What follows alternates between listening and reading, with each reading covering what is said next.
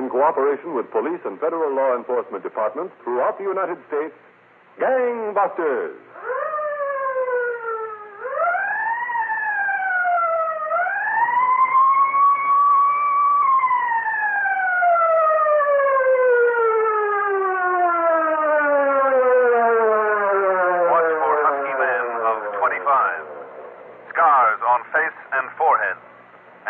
Has home permanent wave to disguise appearance. More to follow on Gangbusters Clues.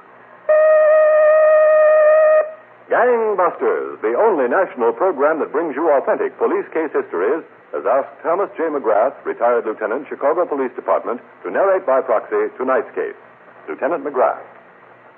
The man who lived through tonight's case, Gangbusters listeners, was second-grade detective Donald Ballard.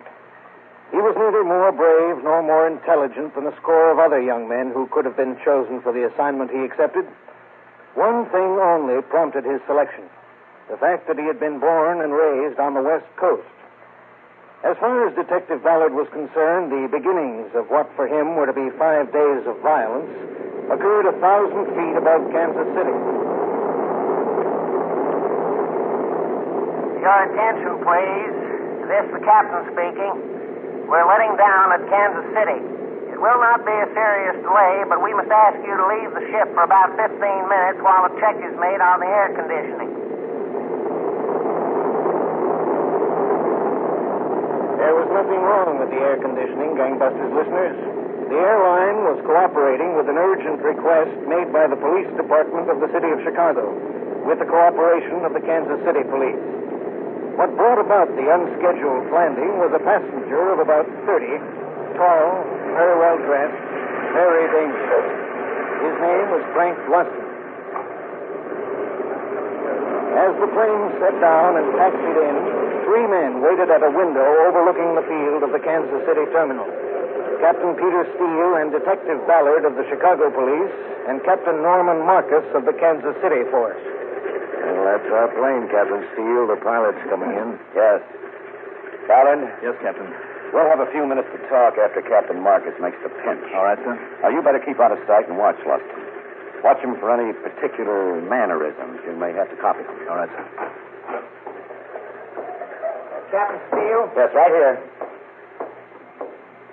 I'm Captain Charles, the pilot. I was instructed to see you as soon as I brought the ship in. Well, this is Captain Marcus of the Kansas City Police and Detective Ballard of the Chicago Force.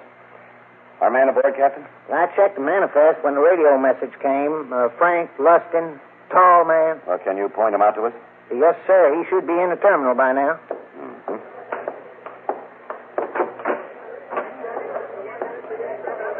Look, that's Lustin over there, Captain. At the newsstand. 3 magazines, 70 cents, and the gum. Hello, Lustin.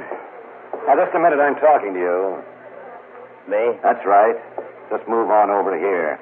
We're police officers. Give him a good frisk, Marcus. What's the beef?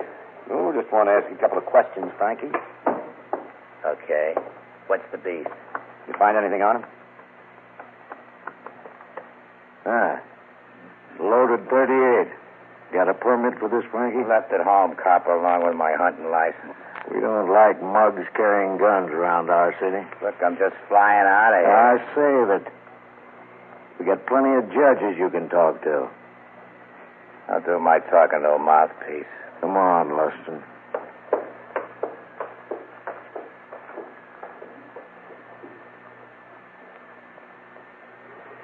Well, Ballard, you didn't get much of a look at Lustin, did you? Well enough, I think. I'm about his height. Nothing very unusual about his appearance. He was chewing gum. Yes, the report that Lieutenant Collins gave me says Lustin doesn't smoke. Do you? Yes, sir, I do, but I've given it up. Let me see your hands. Nicotine stain between the index and the middle finger. Well, the manicurist can get that off. Yeah, I guess so, sir. Now, we have a few minutes before your plane loads again. Did Lieutenant Collins tell you much about this assignment, Ballard? No, sir. He met me at the airport in Chicago. He just about had time enough to give me the reports on Lustin and tell me to meet you here. Uh-huh. Did he say this could be dangerous? Yes, sir. Well, he was right. Frankie Lustin is a hired killer. Yesterday, we got a tip from the San Francisco police that he was flying to Chicago to do some work. I see. Now, you've heard of little Dave Yarby. Not recently, Captain. Well, we have. Plenty. Yarby's had more arrests and fewer convictions than any criminal in Chicago. Now, 4 or 5 years ago, he went straight. Straight. What he did was set up an outfit called Falcon Enterprises. Mm-hmm. All very legit. Except it isn't. Well, what is it, Captain? A front. Now, we're almost certain that little Dave Yarby is a banker for the biggest numbers and policy racket in the Midwest. I see. But we can't connect him. We put people into Falcon Enterprises, and he spots them immediately. What does he do? Nothing nasty, because none of our people ever got anything on him. Just fires them. And Frankie Luston ties into this Falcon Enterprises. The job Luston's coming back to do is for little Davy Yarby. Now, little Dave wouldn't be importing a killer except for the dirty side of his business. So I go in as Frankie Luston. That's right. You go in as Frankie. Now, you get in, you get some idea of how little Dave connects with the numbers. And then get out. Let him worry about where you went. And we'll take it from there. Later that same day, high in a building overlooking Chicago's busy loop, David Yarby, president of Falcon Enterprises, talked with an associate who was not listed as an officer of the company. In the files of Chicago's Bureau of Criminal Identification, he was known as Edward Palmas. To his friends, he was Eddie the Knife. I'm not in no position to get picked up by the homicide boys, Mr. Yarby. It's got so someone gets the business in Racine, Wisconsin, they come knocking on my door. I suggest it can be arranged so there'll be no danger of them knocking on your door, as you put it. Yeah, well, you're the boss. What kind of a fee? You'll get yours, Eddie, always have. Yeah, Mr. Yarby. You take good care of your people. All of them, Eddie. Oh, fine. Yes, Miss Cal. Oh, what? Oh, just a moment. Frankie Luston out in front. What's he using that dog for, Mr. Yarby? I don't know. Miss Carroll, you can send Mr. Luston in. This Frankie's a good man with the gun. The best. Doesn't worry you, does it, Eddie? Oh, Mr. Yarby, you know me better than that. Good man with a gun don't worry me. It's just the fellas down at homicide. Mr. Yarby, I'm Frankie Luston. Come on in, Frankie. Glad to see you. Sorry I'm late. The plane set down in Kansas City for an equipment check. Hi, Frankie. This is Eddie Palmer. Glad to make your acquaintance, Frankie. How are you? Well, Mr. Yarby, you got quite a business going out there. That'll do. Sit down, Frankie. Thanks. Cigarette? No, thanks. I don't use it. Hey, won't mind if I do. Frankie, I don't know how you handle it with Dalbo out on the coast. Back here, I'm the boss. Sure. My instructions were that when you got here, you were to use the private entrance. Why didn't you? Mr. Yarby, I got a plane ticket back to San Francisco. If you want me to use it... Maybe Frankie forgot. Oh, Mr. Yarby? No, I didn't forget. I got a question for you, Mr. Yarby. What's the money in this job? Dalbo told you that. Yeah, but people have a way of changing their minds from day to day. I want to hear it from you. 1,500. How much in advance? You get the whole thing when you pull off the job. Mm-hmm. And what about expenses? Eddie'll take care of those. Oh, yes, sir. I'll take care of that, Frankie. Well, what's Eddie got to do with that? Eddie will give you the job, take the expenses, and pay you off. Then why doesn't Eddie just go ahead and do it? Well, Frankie, look, you gotta have a finger. You just tell me the name of the bum and where I can find him. I'll be my own finger. Luston, you take Eddie. I will get you away, Frankie.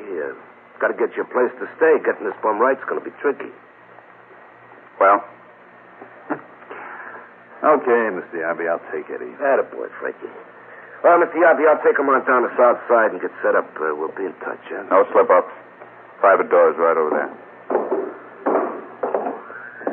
This button works it electrically. It's a pretty good way of keeping two sides of a business separated, Mr. Yarby.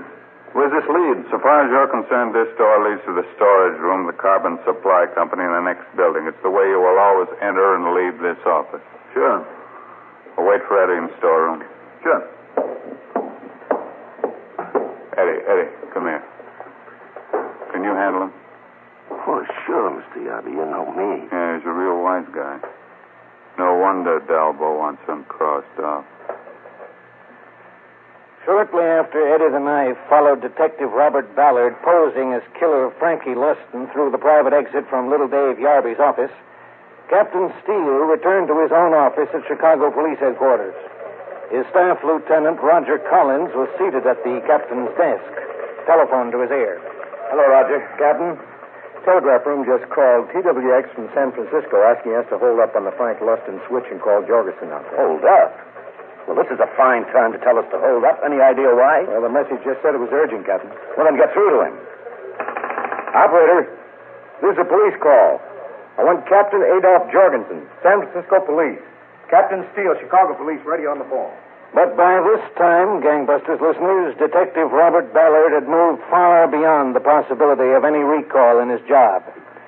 As Frankie Luston, he was entering a flat in a building far to the south of police headquarters.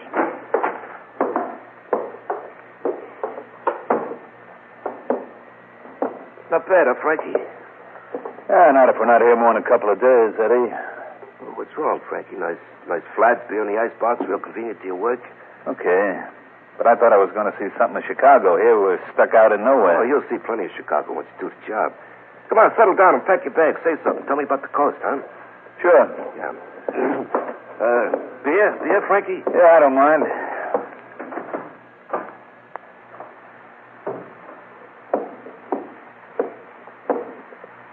Yeah.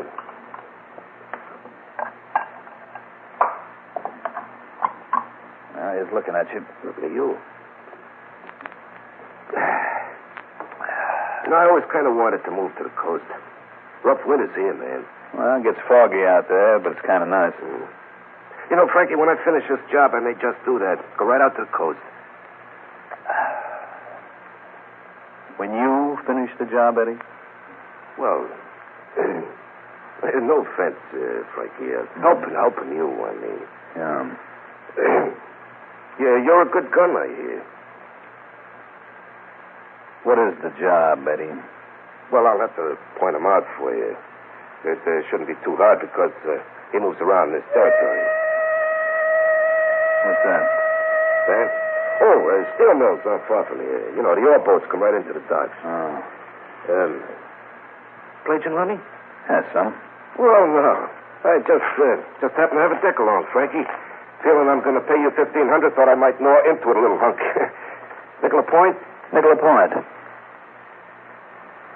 And so, Gangbusters listeners, these were the circumstances when Captain Steele's office got through to San Francisco. Yes, this is Collins. Yes. Hello, Jorgensen. We've been having trouble getting through. The captain is here. What? Just a minute. What is it, Roger? Frankie Luston was sent up here to be killed. Dalbo wanted it done out of his territory. Little Dave Yarby is obliged. Well, how do they know? San Francisco picked up another squeal. Luston had been getting too tough for Dalbo. Yarby owed Dalbo a favor. For a fee, Yarby's having Luston taken care of. That means our man, Bob Ballard. Yes, hang up that phone. Okay, San Francisco. We understand. We'll get on it. Thanks. What now? Get a department picture of Detective Ballard. Put it in every squad, every cruiser, and have it shown to every patrolman. And if they see him, they're to stop him, get him out. Now put a 24-hour watch on little Dave Yarby's office and home. If Ballard shows, grab him. Yes. No, use an outside phone, Roger. I'll be using this one. Oh, Roger. Yes, Captain. Alert the morgue and emergency wards. We're to be notified on any unidentified dead on arrivals.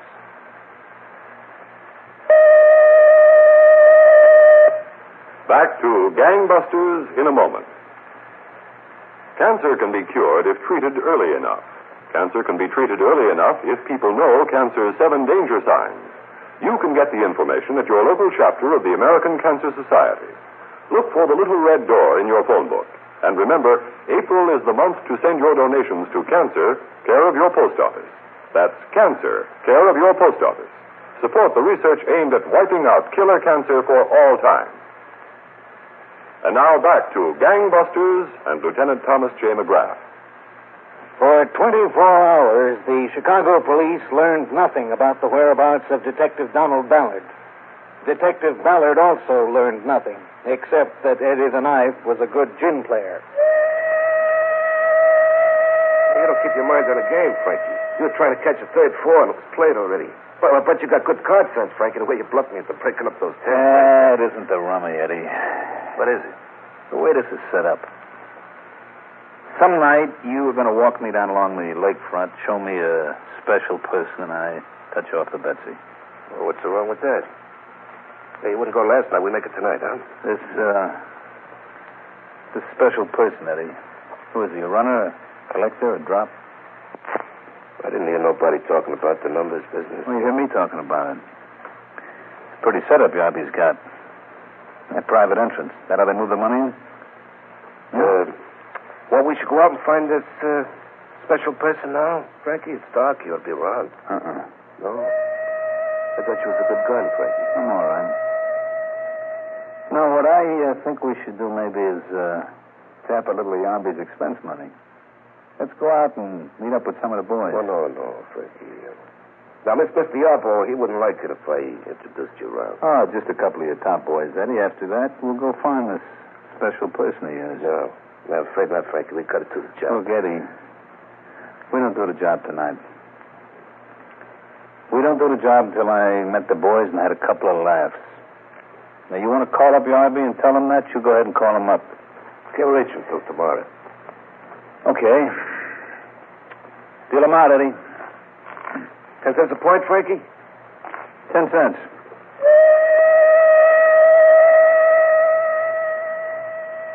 The following morning, Captain Steele returned to his office from the telegraph room where he had scanned the early precinct reports. Lieutenant Collins was waiting for him. They had both slept on couches at headquarters that night. Anything, Captain? No, nothing's come in from the morgue or the emergencies. Well, he's probably all right. There may still be a chance. I know it, Roger. And we're taking it. How? We're going to call Captain Marcus, the Kansas City Police, and tell him let the real Frank Luston go. But he'll be... Certainly. Luston will come to Chicago. He doesn't know that he's to be killed. Now, he thinks there's a fee waiting for him here, and when he walks into little Dave Yarby's office and Yarby realizes he's had a plant all along, something's going to happen. It sure will. And we have to do just one thing. Make certain we're there when it does. I'm sorry to tell Jeff Petty I was on the phone with a piece of business. Well, Eddie? Well, Frankie Luston's with Augie, Mr. Yarby. With Augie? What's he doing with Augie? Well, he wouldn't go with me, Mr. Yarby. He wouldn't do nothing. Eddie, it was your idea to tell him he was going to shoot a man. It was your idea that when you got him in the waterfront, you could put a knife into him and kill him. Well, he swallowed it, Mr. Yarby, but he keeps saying that after he meets some of the boys, he'll go with me. He keeps saying he wants to spend some of your... Well, let him spend it. But get this over with, Eddie. Well, that's why I put him with Augie. I didn't think Augie would tell him anything. Why would Augie tell him anything? Augie's no idiot. Well, I don't mean tell him anything about the fact he's back here to get knocked off. I mean, he wouldn't tell him about your business. So, this Frankie is real nosy. Uh-huh. Well, he's asking questions. Wants to know, does the racket work here like on the coast? How do we handle a bank? Stuff like that. Well, tell him. Tell him. Well, Mr. Yarby, you said that's something you didn't want noised around. Tell him, Eddie. Who's he gonna tell? The fish. Police headquarters, Captain Steele speaking. Captain, this is Lieutenant Collins. Oh, good. Captain, we lost Frankie Luston. You what? I can't tell you how it happened. We picked him up getting off the Kansas City plane, had a good tail nailed tight. And suddenly we were following an empty cab. Well, Collins, a detective's life depended on your maintaining that tail. Well, Luston was probably suspicious because he was picked up first in Kansas City. Well, I was an idiot not to have thought of that. What are you doing now? Well, I figured he still had to end up at Yarby's. We're there now. We're over the building like a blanket. Well, stick with it, Roger. I'll be down. Lieutenant Collins was right, Gangbusters listeners, as far as he went. The stakeout on Yarby's office building was a thorough one. But around the corner and a half block away was the entrance to the building that housed the Carbon Supply Corporation. And upstairs in Yarby's office. Who is it? Frankie Luston from Dalbo on the coast. What are you doing back here? What do you think I'm doing? Gonna open this door? What's the matter?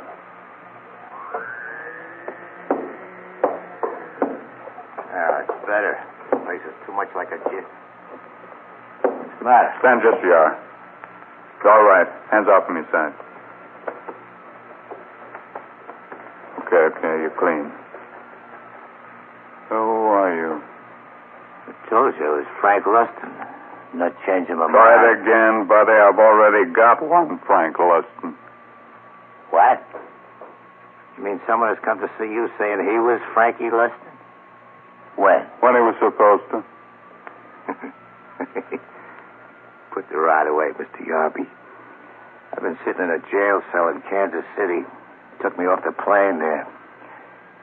You got yourself as a cop. Can you prove it? Got some papers I can show you, Mr. Yarby. Well, show him.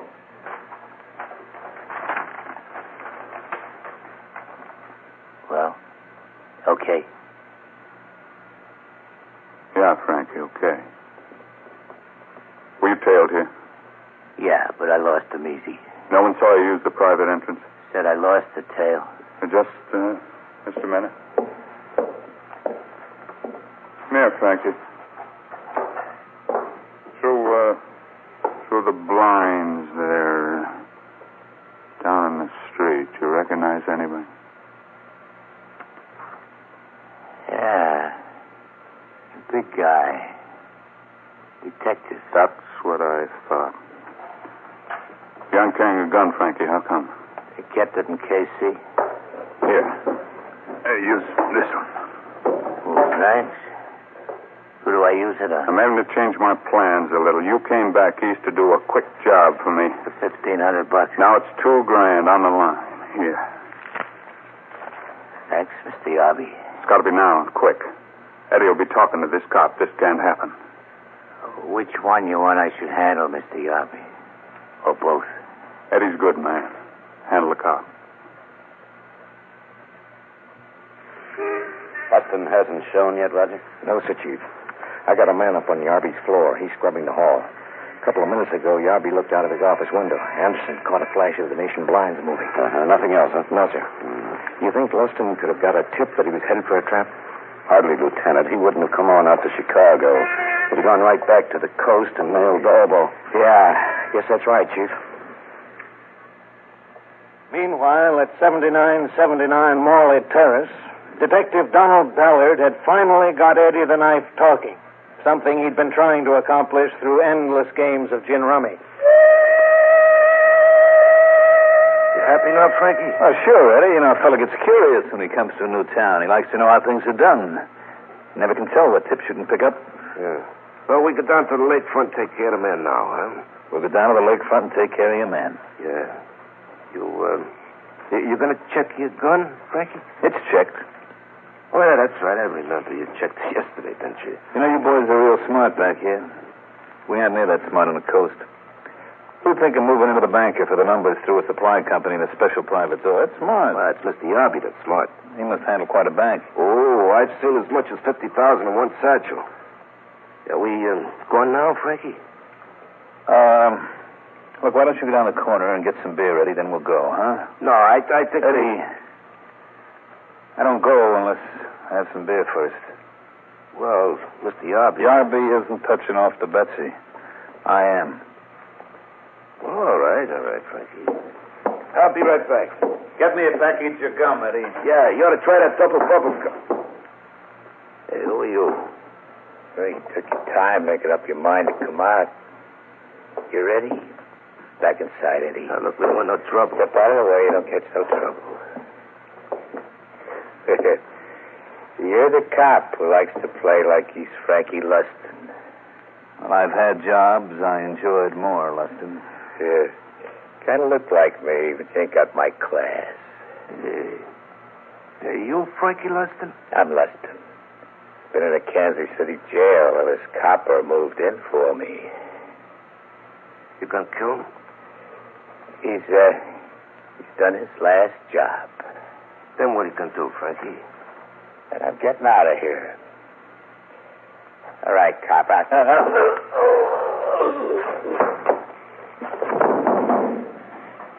Thanks, Eddie. You see, the knife is better, copper. Don't make no noise like a gun. See, I was hired to kill Frankie Luston. All right, Eddie, drop the knife. Drop it? I have to kill you next, copper. I told you all those things about Mr. Yarby's business. He wouldn't like it if you could tell someone else. Eddie, another step and I'll shoot. Go ahead. I fixed the gun, Copper. Remember I was supposed to kill Frankie Luston? Well, I thought you was him. I fixed your gun so it wouldn't fire. Now, Copper.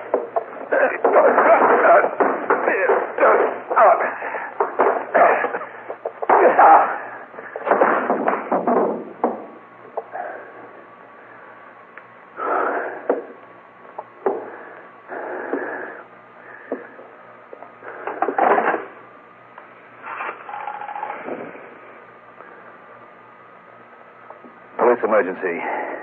Captain Steele. Steele there? Put this on the radio to him. Detective Ballard reporting. I'm at 7979 Morley. Third floor rear. I got two men here. One's dead. The other will be coming around.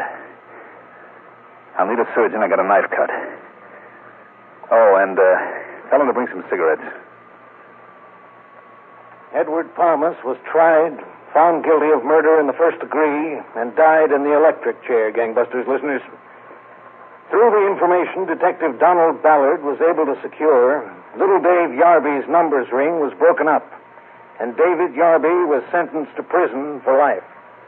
Thank you, Lieutenant Thomas J. McGrath, retired, of the Chicago Police Department. And now, Gangbusters Nationwide Clues, broadcast every week to assist American police in their war against the underworld. Attention, Gangbusters listeners. Maintain vigilance for Charles Otto Donner, wanted by the FBI for unlawful flight to avoid prosecution for the crime of burglary. His official description. Charles Otto Donner, age 25, 5 feet 11, 190 pounds, medium build, brown hair, may be dyed red, blue-gray eyes, may wear glasses, may seek work as a machinist or construction laborer. This man has cut scars, center of forehead, and below right eye.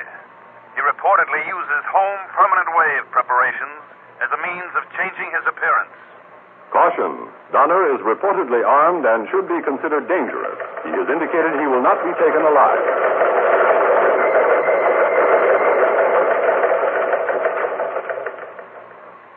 If you have any information concerning the clue, notify your local police, the nearest office of the Federal Bureau of Investigation, or Gangbusters at once. Tonight's Gangbusters case was written by William L. Stewart and directed by Leonard L. Bass, with Mandel Kramer, Larry Haynes, and Ray Johnson in leading roles. This production was supervised for CBS Radio by Jerry Danzig. Art Hanna speaking.